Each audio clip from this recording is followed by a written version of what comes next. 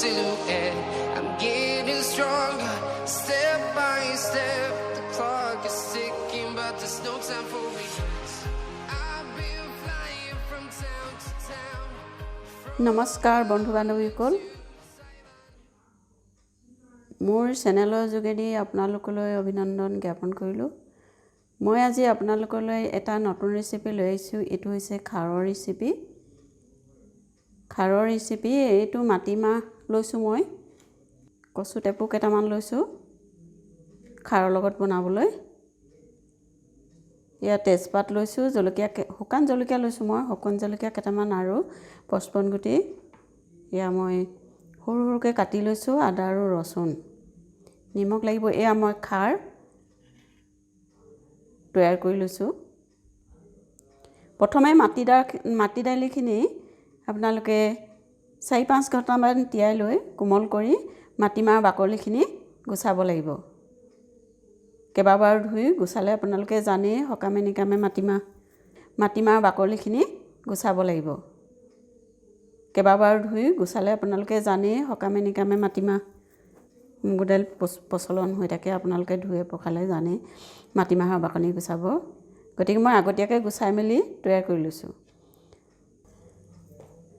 খাৰ কেনেকৈ প্ৰস্তুত কৰিব ভীমকলৰ বাকলি আপোনালোকে ৰ'দত শুকুৱাই বা কিছুমানে জুই চাঙতো শুকুৱাই লৈ কলৰ বাকলিখন আপুনি জুইত বা গেছত পুৰি লৈ ৰঙা কৰি লৈ পানীত ডুবাই থ'ব লাগিব অলপ সময় ডুবোৱাৰ পাছত ৰঙা হৈ পানীটো পৰা ওলাব তেতিয়া সেইখিনি চাকি মেলি আপোনালোকে খাৰ প্ৰস্তুত কৰি ল'ব পাৰে এইদৰে মই এতিয়া এইখিনি খাৰ প্ৰস্তুত কৰি লৈছোঁ কচু টেপু দুটামান লৈছোঁ মাটিমাহত কচু টেপু দিলে খায়ো ভাল লাগে তাতে আকৌ খাৰৰ শাক গতিকে মই কচু টেপু লৈছোঁ এতিয়া আহকচোন আমি প্ৰথমতে কি কৰিব লাগিব প্ৰথমতে মাটি দাইলখিনি আৰু কচুখিনি বইল কৰি ল'ব লাগিব কচুখিনি কুকাৰত ঢালি দিছোঁ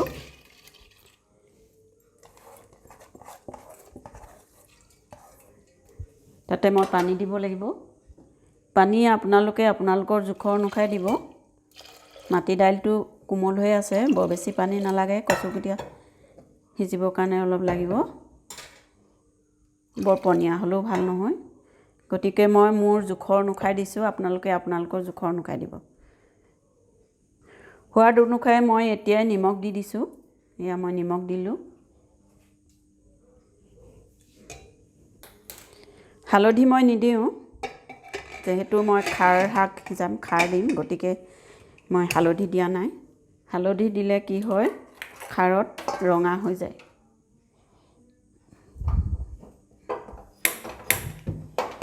ইয়া মই গেছত পাতি দিছোঁ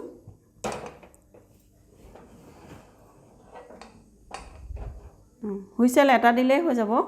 বন্ধু বান্ধৱীসকল মই গেছটো জ্বলাইছোঁ কেৰাহীখন পাতি দিছোঁ মোৰ বইল কৰা হৈ গ'ল মাটি দাইল এতিয়া মই তেল মাৰিবলৈ লৈছোঁ মই এতিয়া মিঠাতেল সৰিয়হ তেল ইউজ কৰিছোঁ তেল গৰম হৈছে এতিয়া দিব লাগিব পচফোৰণ গুটিকেইটা পাঁচফোৰণখিনি মই দি দিছোঁ এতিয়া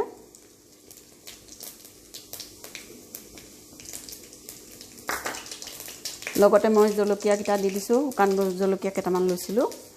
তাৰপাছত দি দিব লাগিব মই তেজপাত কিখিলা মই কেঁচা তেজপাত লৈছোঁ মোৰ শুকান তেজপাত নাছিলে গতিকে মই কেঁচা তেজপাতকে লৈছোঁ আপোনালোকে শুকান তেজপাত ল'ব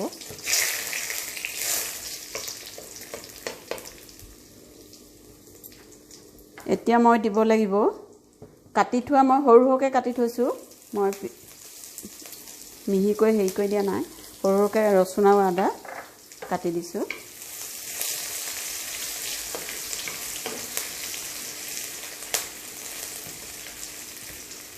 ৰচুন আৰু আদাখিনি মই বেছি ৰঙা হ'বলৈ নিদিওঁ মই এতিয়াই লগে লগে বইল কৰি থোৱা মাটি দাইলখিনি দি দিওঁ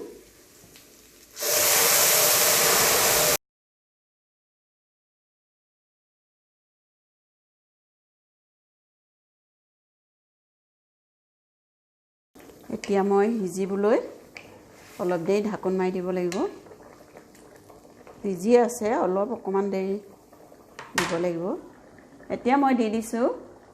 খাৰখিনি আপোনালোকে খাৰখিনি পুনি কলৰ বাকলিখন পুৰিয়ে লগে লগে খচি ঘুলি নিদিব অলপ আগতীয়াকৈ পুৰি থ'ব পুৰি তিয়াই থ'ব ৰঙচুৱা হৈ পানীটোৰ পৰা ওলাব সেইটোৰ পৰা নিগৰাই পেলাই দিব গতিকে আপোনালোকে সেইদৰে কৰিব লগে লগে কৰিলে কি হয় খচি গুলি দিলে খাৰটোৰ পৰা কলা হয় শাকটোৰ পৰা কলা হৈ পৰিব শাকখিনি গতিকে নিগৰাই পেলাই ৰঙচুৱা হ'ব তেতিয়া দিব লাগে